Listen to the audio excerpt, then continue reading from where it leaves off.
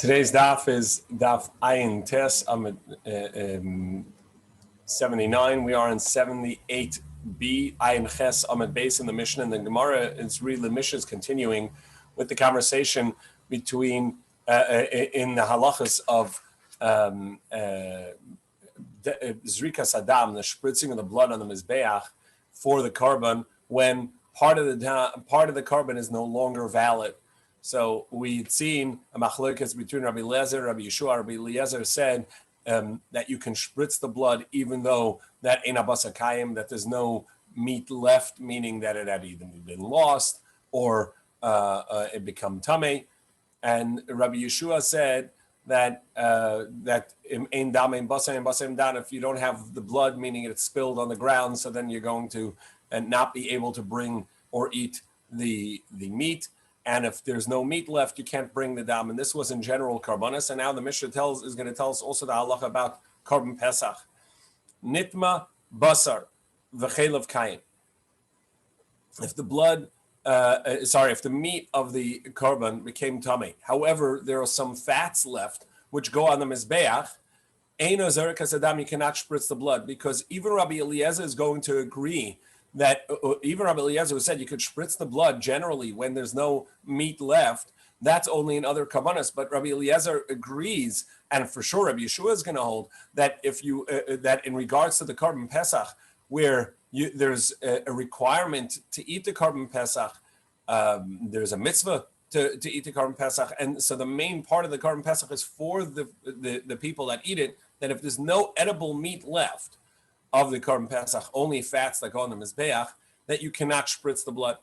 Nitma chelev abasa kayim. However, if it's the reverse, that the fats became tamei, but the meat is still available and valid, and so zerakas adam, then you can spritz the blood on the mizbeach for the korban pesach. However, by other karbanos of the mikdashim, and even Rabbi Yeshua is going to agree that for regular karbanos, that's not the case.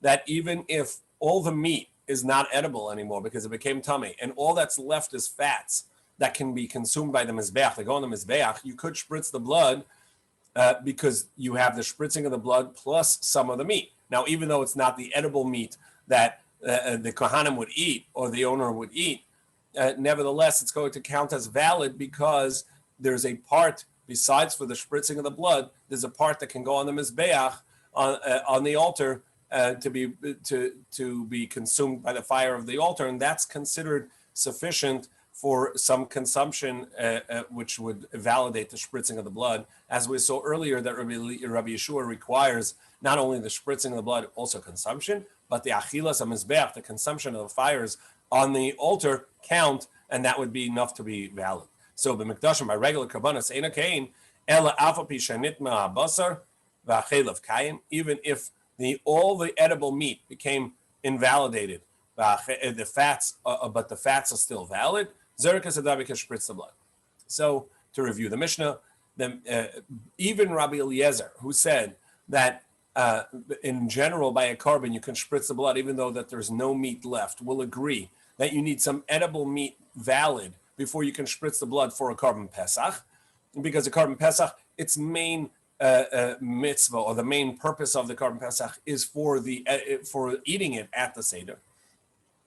And even Rabbi Yeshua would agree that in general karbanos, said that you can't spritz the blood unless there is meat available for consumption. It doesn't have to be the part of the meat that the kohanim or the owner would eat.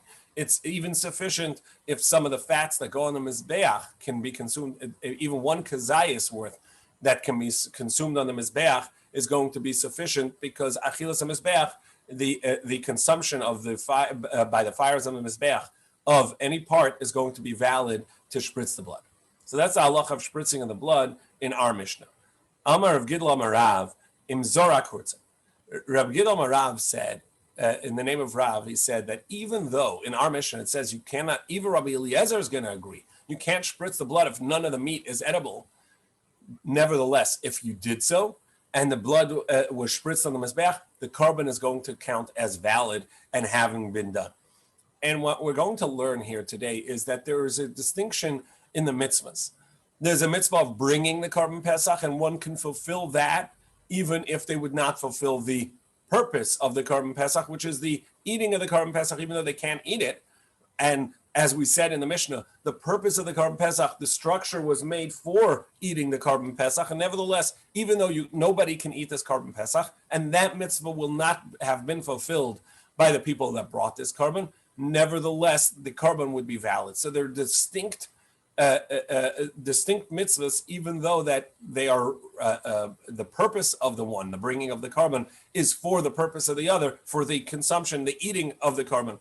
Nevertheless, you can fulfill one without the other. And so even though you're not supposed to, and you shouldn't have spritzed the blood on this Korban Pesach, since the meat is not available to be eaten, and that's the purpose of the mitzvah, if it was done, it would be valid. So the Gemara says, but you require the eating. So the Gemara says, achila lo me'akva. The consumption will not invalidate, hold back the obligation of bringing the Korban from being fulfilled, even though that you shouldn't fulfill it, and so it's going to hold it back l'chatchila. But if you did it, it is going to count. The Gemara says, how can that be? V'ksiv ish l'fi achlot. It says in the pasuk, each person according to their people that are going to eat it. Meaning, you see that even in the bringing of the Korban, it's linked to the necessity of eating it. Le mitzvah. That's only for the way it should be done, but once it's done, it will still count. The liyakiv loy. And is that really true that if you did it, it wouldn't invalidate it? Vatani, we learned b'michsas, according to the amount of people, the portions that you're going to have, which teaches us that the Korban Pesach can only be brought according to the people that are linked in that group to the Korban. And if you'll tell me, perhaps, that if you shechted it with the intent of the people that are not meant to be, not meant to eat it, then you transgress the obligation of the Torah that you should shecht it for the people that are going to eat it. But nevertheless, v'kosher, it's going to be kosher, and therefore we see the Torah repeating it to tell you that each person, according to what they will eat, that it must be only according to the people that eat it. And we have a general rule, we have a general rule that says in all kachim, that if the Torah says it once, that means that's the way it should be done. If the Torah says it twice, then it's invalid if it's not going to be done that way. So so now that the Torah repeated it, it's there to tell you that it's going to hold it back. It's going to invalidate it if it's done this way. And the people that eat it and the people that are designated to eat it are linked in this halacha. So definitely we have an opinion, at least, that says that the Korban Pesach is going to be invalid. Even the bringing of the Korban will be invalidated if you don't have people that can eat it. So in our Mishnah, where it says don't spritz the blood if there's no meat left to be eaten, and Rav Gidel wanted to say that's only l'chatchila, don't do it, but b'di'evet, if you did it, it's going to be invalid. At least there's one opinion that that says that it's not going to be valid. Not like Rav Gidel Amarav, not like Rav's opinion that it would be valid b'di'evet, if ex post facto. If you've already done it, it's going to be valid, but it's not supposed to be. It's not supposed to be done. So the Gemara is going to tell us that this is the opinion of Rabbi Nassan. Rabbi Nassan says that there is a distinction in the invalidation of the Korban Pesach. If the people cannot eat it, if there's an invalidation of the people, that's going to be that's going to invalidate the Korban. As we see that it has to be lufi achloi, people that can eat it. So at the time of the shechting of the Korban, it could be at the time of the spritzing of the Korban as well, of the blood of the Korban as well, it would have to be that the people are available for eating the Korban Pesach. It doesn't mean that the Korban Pesach itself has to be available to be eaten. That's the distinction Rabbi Nassan is going to be making, and that's what Rav's interpretation of our Mishnah is. And Rav, who said that if you spritz the blood, that b'di'evet, post facto, it's going to be okay, even though you shouldn't have done it.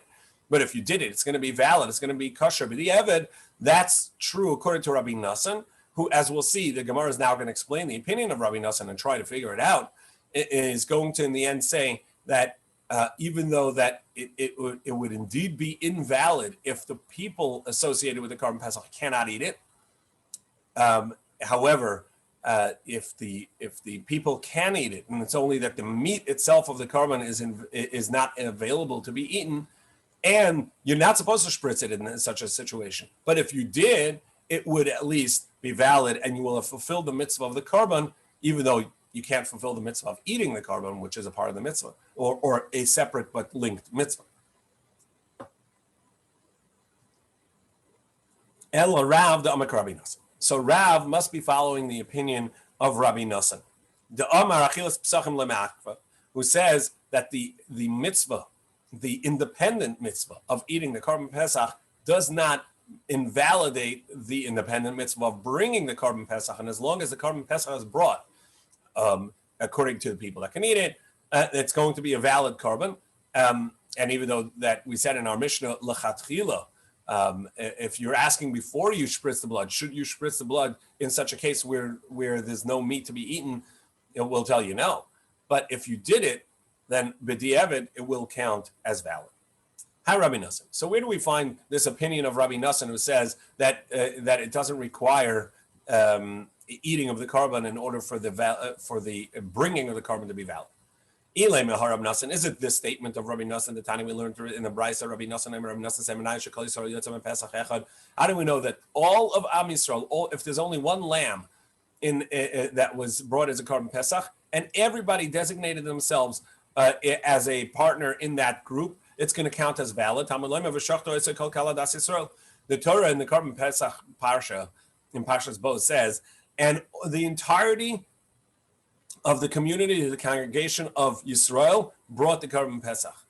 Now, we'll bring the Korban Pesach. Now, obviously, only one person is going to shecht it. It can't be that every Jew is holding onto the knife and shechting together. So what does it mean? This could mean, to teach us, elsewhere we'll see, the idea of shlichus, that one person can work as a proxy, as a shaliach of everyone else. And a separate thing that it can teach us is that, as Rabbi Nosson says, that the entirety of Am Yisrael can be designated. They can be menuyim, designated on the Korban of a single Korban. Now, even though obviously you can't have a kazayas, an olive size, in a lamb that's within its first year, or a goat within its first year, you're not going to have enough meat for every Jew to have a Korban Pesach, a kazayas of the Korban Pesach. So you see that even though the Korban Pesach will not be eaten by all the people designated, nevertheless it's valid. The Gemara says, no, that's no proof at all. That's because because there are people eating it, and every person has the potential of getting a kazayas, because if the first group leaves, the next group can take over, and if the next group leaves, the next group can take over. Everybody is potentially going to be of the people eating it, and then the entirety of the Korban is to be eaten. So of course it's going to count as a valid Korban. Because if these pull out, these will be available. So that's not a good proof that Rabbi Nosson says that even though none of it's going to be eaten, it's going to count. Elahar Rabbi Nosson. So rather, it's this teaching of Rabbi Nosson. The Tani we learned, if one group designated themselves on this lamb, and then another group came and were designated on that lamb, Rishonim, the first group, which have at least an olive size each for the people in there, they can eat. And they're exempt of making a second Korban Pesach, meaning in the 14th day of Iyar, the Pesach Sheni, they're going to be exempt because they did a valid Pesach the first time around. And Achroinim, she'ein lehem kazayis, but the second group, which never were available on this group, because after all, they couldn't have an olive size, ein oichlin, so they can't eat, and therefore they have to do the makeup date on the 14th day of Iyar to bring a Korban Pesach. Rabbi Nosson, over here, Rabbi Nosson says, no, both are going to be exempt of doing the second Pesach. Why? Because the blood has already been spritzed. So the Gemara at first didn't understand why this is any better than the first price. Akati, still we can have the same argument. The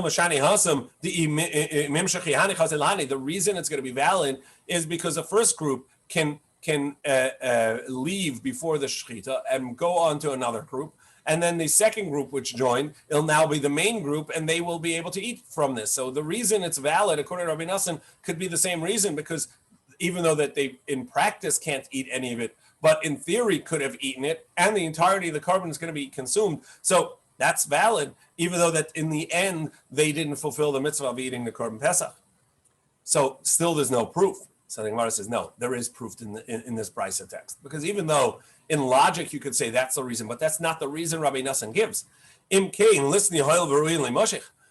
if the reason is as you explain, that in theory they're able to eat from the carbon Pesach, that's why it's valid. So the Rabbi Nassan should have said, the reason it's valid is because the first group can leave and the second group will be able to eat the carbon Pesach. So in theory they're available. But why is it that Rabbi Nassan says a different reason? He didn't say that the reason is because in theory they can eat. He says because the blood has already been spritzed. You see that Rabbi Nassan says that even though that the blood should not have been brought, and the carbon Pesach should not have been brought this way, but once the blood spritzed and the carbon Pesach, it's valid even though their people cannot eat. So shmamina bedam tali milsa. So we see that as long as the blood is spritzed properly, and as we'll see in a moment, the people that are associated are in theory available to eat the carbon Pesach, that's sufficient for it to be a valid carbon. Avachila loy me'akva. But actually, the actual consumption of the carbon Pesach is not going to invalidate it. That's whether or not in the end the mitzvah of the eating of the carbon Pesach is done with this. It is of no significance to the carbon itself, and the carbon would be valid if brought in this way. And as we saw in the Mishnah, l'chatchila, don't bring it that way. If you did it already, it's going to be valid. Now we have two opinions. We have the opinion of Rabbi Nassan, who says it will count as valid even if you already spritz the blood, even though that it's not edible for the people associated with this carbon Pesach. And the Chachamim say, no, not only should you not do it, but even if you did it, it doesn't count. It's going to be invalid because the achila ma'akva, the obligation of eating the carbon Pesach is so linked to the carbon Pesach that it will invalidate the carbon Pesach if nobody can eat it. So So why did Rav have to find a single opinion of Rabbi Nassan and attribute our Mishnah to that?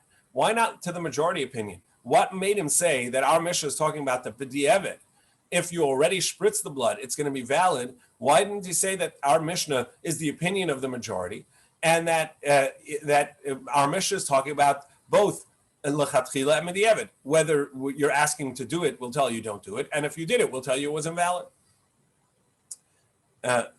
My dukke the Rav. So what's pushing Rav? The meikim lamasita l'chatchila.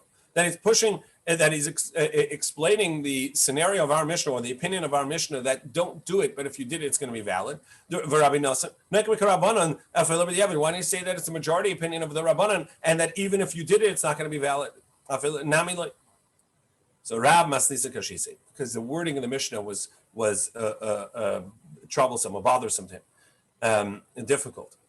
Amai Tani and Amai Tanan, why did it say in our Mishnah, Ein Zarik es Hadam? And it says, don't spritz the blood, which is a lechatchila term. Don't do it.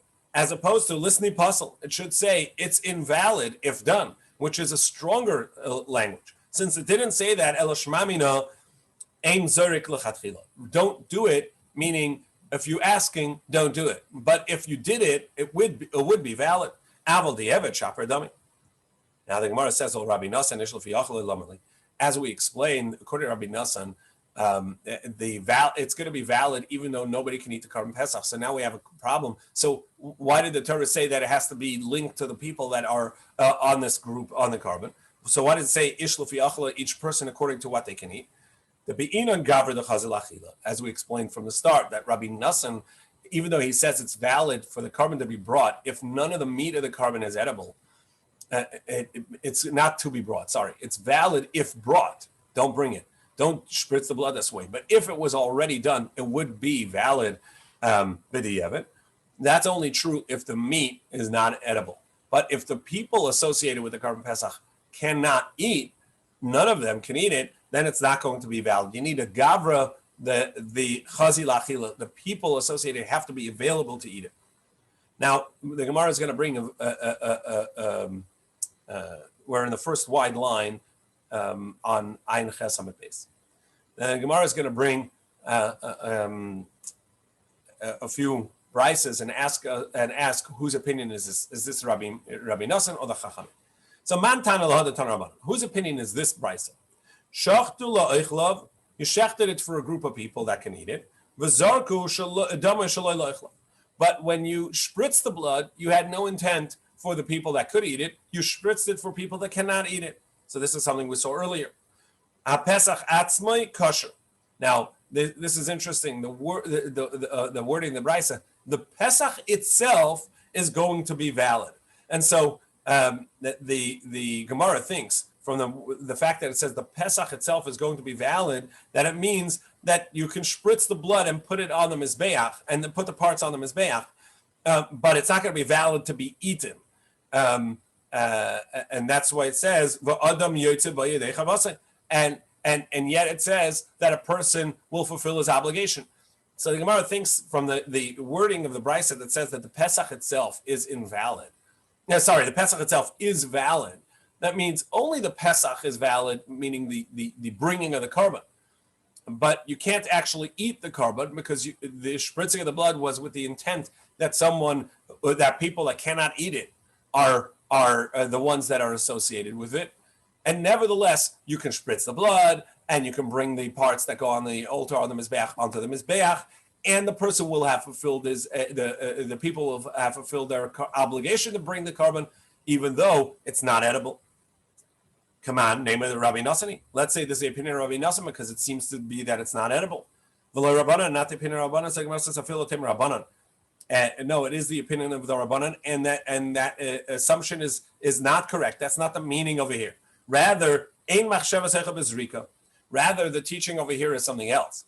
That the Korban Pesach is be valid because we said that the main purpose or the main structure of the function of the Korban Pesach is to be eaten as a part of the Seder.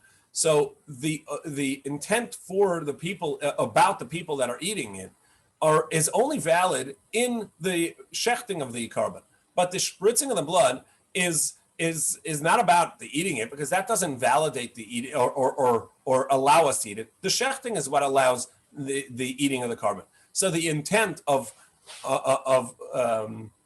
who is associated as the people eating this korban pesach, that intent is only relevant during the shechting. The intent that this kohen had during the spritzing of the blood, even though it was wrong, will not invalidate the Korban Pesach. That's what it means, a Pesach Atzmai kosher. The Pesach remains kosher on account of that intent by spritzing the blood is of no significance, because the Korban Pesach is for the people eating it, and the part that makes that valid is the shechting. So the intent of who's going to eat it is only valid during the shechting and not during the spritzing. The thoughts the Kohen has during the spritzing of the blood are of no significance. So whose opinion is this? The brisa that teaches he was ill and could not eat the Korban Pesach during the shechting, but during the spritzing he could eat it. He became better, or vice versa. He was healthy during the shechting of the blood of the korban, but during the spritzing of the blood was no longer healthy and could not eat it. You shouldn't shecht and spritz the blood. He has to be healthy from the beginning to the end, from the shechting until the spritzing of the blood. Come on, name it Rabbanani. Let's say this is the opinion of the Rabbanan. V'lo Rabbi Nosson, not the opinion of Rabbi Nosson, because Rabbi Nosson says you don't have to be able to eat it. You don't. The Afilo Tem Rabbanan says no. Even Rabbi Nosson could say this brisa. Why? Gavra the chazil achila bein, and even though he said that the meat doesn't have to be edible, it could be that it's tamei or invalid in some way. The person has to be available to eat it. Mantana la de Tarmanon, and whose opinion is this brisa? Shachtu b'tahara v'achakach nitma b'ayla. You shechted the korban where at the time that the shechting was the animal was shechted, that it was everybody was valid, and then afterwards the owner that's associated with the carbon became tamei. Yizor kadam betahara val yechal abasa betuma. Spritz the blood in tahara, meaning the kohen has to keep the carbon tahor, and don't eat the meat while tamei. Come on, whose opinion is this? Rabbi Elazar. Amar Rabbi Elazar. Rabbi Elazar says b'machloekes shnuya. This is actually a machlokes. Rabbi Nassan, and this is the opinion of Rabbi Nassan, who says that you don't have to eat the carbon in order for it to be valid. Now, even though that we said that the people bringing the carbon Pesach have to be valid, but that he only has to be valid during the shechita, and since the shechita is what the part that allows to be eaten at that time, the person was available to eat it. And so it's going to be a valid carbon, even though that at the time of the shechting, the spritzing of the blood, the owner was no longer valid. And Rabbi Nassan had said that the person has to be valid, available to eat the carbon pesach, even though that the carbon pesach doesn't have to be available to be eaten. The person has to be available to eat it, but he was during the shechita, which is the moment when the association of the carbon pesach being eaten is there, because that's what permits the meat to be eaten by shechting it. And at that point, he was still a valid eater of the carbon pesach, if we can call it that. Rabbi Yochanan says, and Rabbi Yochanan says, even according to the Rabbanan, that, and you're right, that generally we would say it's invalid because the person is not available to eat it. But that's only true if he was an individual that became tummy. But if the entire community or the majority of the community became tummy, so then the carbon pesach is available to be eaten.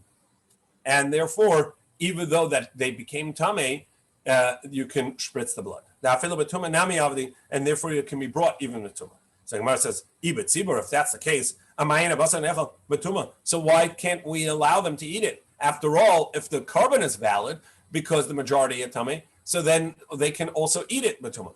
So Gemara says, no, there's a distinction. That would only be true that the carbon pesach could be eaten b'tumah if from the start, the majority of the community were tummy. But if from the start, part of the community, from the beginning of the carbon, the majority of the community were tahor. And then only later did the majority become tamei, before the spritzing of the blood. Even though that does bring validity to the carbon, because at the time of the shechting it was valid, and the time of the spritzing, the majority of the community were tamei, and it's going to be valid. But there's a concern. Maybe another year, the community will become tamei after the spritzing of the blood. That means the entirety of the carbon was brought when everybody was tahor. And then later, after the spritzing of the blood, everybody became tamei and invalid. And in that case, actually, the carbon pesach is not allowed to be eaten. And people will remember and say, wait, a few years ago this happened, and we became tamei, the community as a majority became tamei after the shechting of the carbon, and we were allowed to eat it, and they'll eat it in that case as well when it's wrong. So the gzeira, so we're concerned, Shema Yitma Bailim La'achazrika. Maybe the owners become tamei after the spritzing of the blood. Last year, didn't the same thing happen where we became tamei after the shechting and we ate it? Now we will eat it as well. And they may not know that already at the spritzing of the blood, everybody was tamei. In this case, everybody was tahor, and therefore it would not be the same. It would not be allowed to be eaten in this case. And so, in order to avoid confusion in the future, the carbon counts as valid, but nobody's going to eat the carbon pesach that year. Now we're on Ayin Testament Aleph 79 A at the top. Or perhaps we can explain the brisa this way: Rav the Amak Rabbi Yeshua, Rav who said that b'di'evet, if we can, even though we explained it according to Rabbi Nassan, now we're going to have a new explanation. This that he said that if you spritz the blood, it will post facto be valid, even though that you shouldn't have done it. This is the opinion of Rabbi Yeshua. The Tani we learned in the Brisa, Rabbi Yeshua says, Kol hasvachim, all carbon, all karbanos Pesach, Zurich Adam, Shabbatorah Bein Shenitma Basa V'Chelav Kai, regardless of whether the meat is invalid, it became tamei and so no longer valid, but you at least have some fats. Bein Shenitma Chelav Basa Kai, or vice versa. That you have some of the fats that could go in the mizbeach, but the meat, and that's tamei, but the meat is available for the kohen to eat. Zarakas Adami could spritz the blood. Now, even a nazir and Osa Pesach, which the nazir is needs that which are the purpose of the carbon is to be eaten, and that's going to. That's going to validate it because he cuts off his hair and throws the hair under the pot that cooks the carbon of the nazir. The nazir is the one who took the vow not to become tamei, not to eat grape, etc. And so the end of the process is he cuts off his hair and throws it under the pot that this meat is that carbon is being cooked in. And there is a part of the carbon that has to be lifted up after it's cooked.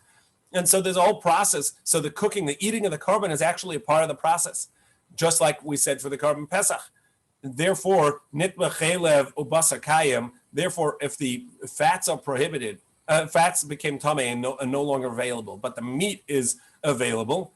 Zarek asadami could spritz the blood. However, vice versa, nitva basar v'chelev kayim. If the meat is no longer available on tamei and only the fats are available. Ein Zorak Adam, you don't spritz the blood. However, im Zorak Hurta, but if you did so, it's going to be valid. So you see, this is the opinion that Rabbi Nassan, that Rav said, our Mishnah is going according to Rabbi Yeshua, that if you spritz the blood, even though you're not supposed to have spritz the blood, if the meat is not available to be eaten by the Pesach and by the Nazir, nevertheless, it's going to be valid. However, Nitma Bailim, if the owner themselves are not available to eat the carbon Pesach because they became tamei b'meis by coming into contact with a dead person, don't spritz the blood, and not only that, and even if you spritzed it, it's not going to count as valid. So this is exactly like we explained the opinion of Rabbi Nassan. We have now the opinion of Rabbi Yeshua that you need the person to be available to eat it, and you need for the meat available to be eaten. But if you spritzed it, even though that the meat is tamei, it would be valid post facto b'di'evet. The Mishnah continued and said that b'mikdashin einokein, and by other karbanos it's not so. So masnita mani, whose opinion is our Mishnah? Rabbi Yeshua, this is the opinion of Rabbi Yeshua. The Tani we learned, Rabbi Yeshua said, even though we saw earlier that Rabbi Yeshua says that if there's no blood left, you can't eat the meat. And if there's no meat available anymore to be consumed, you cannot spritz the blood. The explanation, as we said earlier, and we'll see it here, is that it doesn't require that both the meat is available to be eaten by the kahanim or the owners, or the meat is also available for being placed, the parts that go on the altar, on the mizbeach, to go on the mizbeach. Rather, one of those is sufficient. All other karbanas, that you have one kazayas, one olive size of meat, which means the part that the kohen would eat, or an olive size of fats, meaning the part that goes on the altar. Zerek asadam, you could spritz the blood as long as there's one olive size left that will be consumed by the fires of the mizbeach or by the kohen. That's sufficient. However, if you have a half an olive size that the kohen can eat and a half an olive size that can go on the mizbeach, that's not sufficient, unless it's an ascent offering. In an ascent offering, nobody eats any part of it. It all goes onto the altar. So you have a half olive size of edible meat and a half olive size of fats. That's going to be sufficient because they combine on the mizbeach because they all go on the mizbeach. Even if it's a half olive size of meat and a half olive size of chaylev, of fats, you can spritz the blood because it all goes on the altar. Now, the Gemara is going to introduce another concept which the Gemara first doesn't understand. And that is that if there's a mincha associated to that carbon, a meal offering associated with that carbon, even though that the mincha offering is still available, to be eaten and kosher, you can't spritz the blood. And the Gemara is going to ask, well, why would a mincha offering have anything to do with the spritzing of the blood? And the Gemara said, well, perhaps the mincha offering is like meat. It's a part of the carbon associated with the carbon, and as long as something is available to be eaten, not the meat, but at least something of the carbon that came along with it, the meal offering is also going to be available to be eaten, so that would count as valid to spritz the blood. So the Gemara, for that, the Bryce is teaching us that no, it has to be some of the carbon itself, the animal carbon itself, is valid. So the Mishnah says, the Bryce said, Uba mincha, even if the mincha is entirely intact, you can't spritz the blood. So the Gemara says, mincha, what are you talking about? Mincha doesn't have blood. Blood is not associated with the mincha.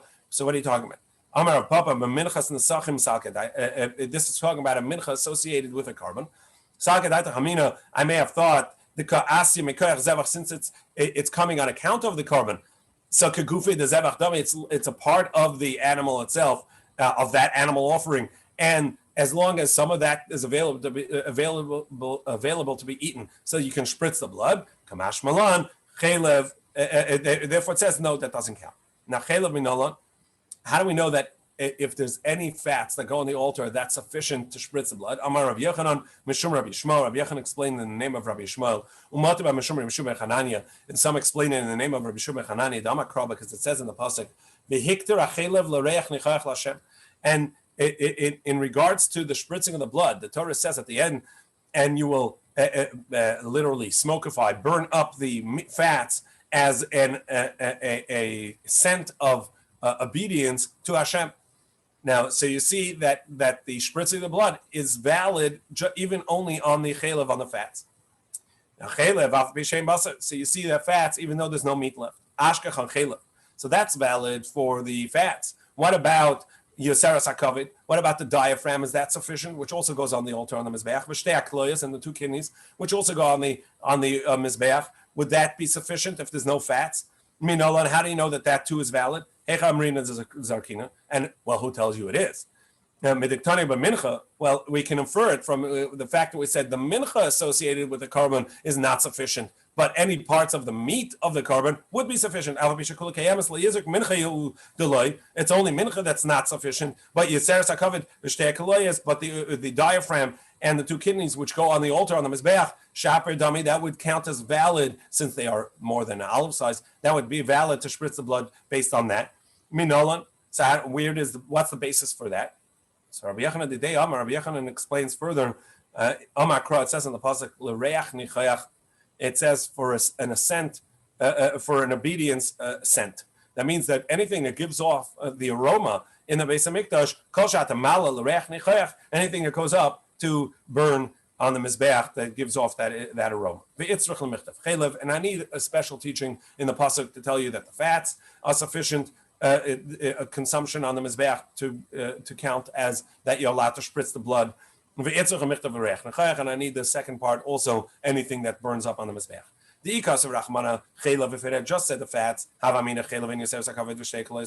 if I think only the fats but not the diaphragm and the kidneys.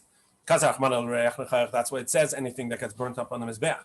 Because of l'reich nechayach, and if it had said only the scent of obedience, which means anything burnt on the Mizbeach, havamina kollel l'reich nechayach, anything that goes up for an ascent, for a scent.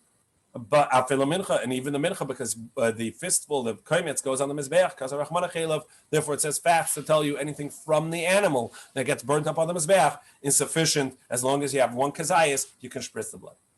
So that really ends the few mishnayos and the conversations that we had in the Gemara about the concept that you have to spritz the blood, and you have to have some of the carbon edible in a carbon pesach, and you don't need that by other karbanos according to Rabbi Eliezer. Rabbi Yeshua says something has to be consumable of the carbon in order to spritz the blood, either part on the Mizbeach or part by the Kohen.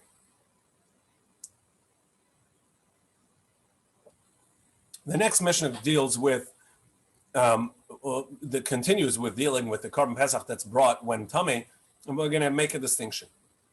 The carbon pesach has to be brought by individuals that are tahar, or by a community. If the community is tamei, they can bring it as well. If the individuals, meaning not the majority of the community, are tamei, then those individuals that can't bring the first carbon are going to bring the second carbon, meaning on the 14th day of Iyar, the second month, they're going to bring the carbon Pesach. And now our Mishnah is going to explain this idea. So nitma kohol, if the community entirely is tamei, or even the majority of the community are tamei, or even if none of the community tamei, but the majority of the kahanim are tamei, or the kahanim are tamei, even though the community are not. Yasu Batuma, the carbon Pesach is going to be brought Batuma because after all, everybody that has to bring the carbon Pesach is Tameh. So there's no point in making the carbon Pesach Tahor. So even if individuals that are Tameh are going to be able to bring their carbon Pesach Batuma, because after all, everybody's carbon is going to become Tameh. Nitma muatakal, but if only the minority of the community became Tameh, so people that are Tahor, they bring the first carbon Pesach. Vatameim, and those that had become Tamei, they will bring the second carbon Pesach. They would bring it in the second month, the makeup date. Tanarma. So the Brisa is going to analyze this and says, Haresha Yisrael Tameim Mekanim Mekli Sharis Tahor. So the first halacha is going to tell us that even if Am Yisrael are Tahor, it's just the Kohen, or not only the Kohen, but even some of the vessels that are Tamei. So if the Jews are Tamei and the Kohanim of the vessels are Tahor, or or the majority of Jews are Tahor, but the Kohanim and the vessels are Tamei, all the people are Tahor. It's just some of the vessels. The vessels are Tamei, Kli Sharis Tamei, and Yasabatum. The carbon Pesach is brought as a Tamei carbon because after all, the carbon is going to become Tamei in any case. She'ein carbon tzibur chalak, because we don't distinguish. As long as the carbon Pesach itself is going to be Tamei, so there's no purpose in making it only for Tahor people. So even the people that are Tamei can bring it. Amar Rav Chisda Loishana L'Shanit Masake. And Rav Chisda explains that this is true only if the knife became Tamei, but Tumas Meis, and it became Tamei by coming into contact with a dead human. The Rachmana Amar B'Chalal Cher V'Arei Kuchalal. And the reason is because the Torah tells us a special halacha, we've seen this a couple of times now, that metal that comes into contact with a dead person becomes the same status as the dead person and can make another person tamei. And therefore, there's no way of shechting the carbon without the carbon itself becoming tamei and the people becoming tamei that shechted.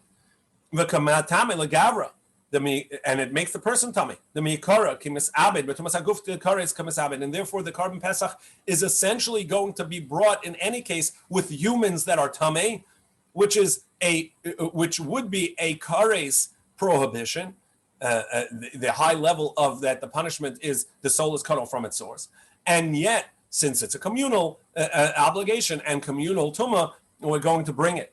But if the knife has a lesser degree of tumah, it only came into contact with a dead rodent, the basar who the metame. So now the knife is tummy is going to be a rishon, first level, and that's sufficient to make the meat of the carbon tummy, the gavra libin tummy, but the person themselves would not become tummy because the first level tumah, a vessel, cannot make a person tummy tahirin. So the person remains tahor. Avid, tahor and avid, so only those people that are tahor can make the carbon pesach. Tamein loy avid, because and people that are themselves tamei cannot make the carbon pesach. Why? Since that's a higher bar. When the person that brings the carbon is tamei, that is, as we said, a kares prohibition. So that's a very severe prohibition. And we're not going to set that aside for the carbon pesach because the carbon pesach in this case is only the meat is tamei, but the person bringing it is not essentially going to be tamei. So only people that themselves are not tamei can bring it, because mutav yechal b'tumas basar. It's better to eat the carbon pesach while the meat is tamei. A person himself is not tamei, belav, because that's a lesser degree of prohibition. Yechal basar b'tumas aguf, rather than bring it when the person himself is tamei, shu b'kares, which is a much more severe prohibition. From this we can see Rav Chisda holds Tumah Dechuya B'Tzibur. We saw a conversation over the past few days when we say that a communal obligation of a carbon can be brought even though that there's Tumah.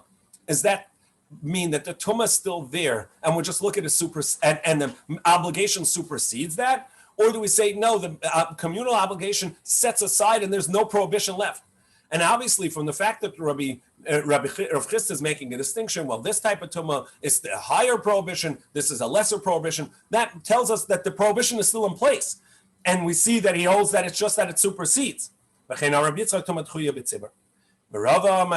And tomorrow we'll see that Rava disagrees, and Rava says that you do bring it even if the people are tamei, because tumah hutra b'tzibur, it's permissible. We'll leave it at that, and tomorrow we'll continue.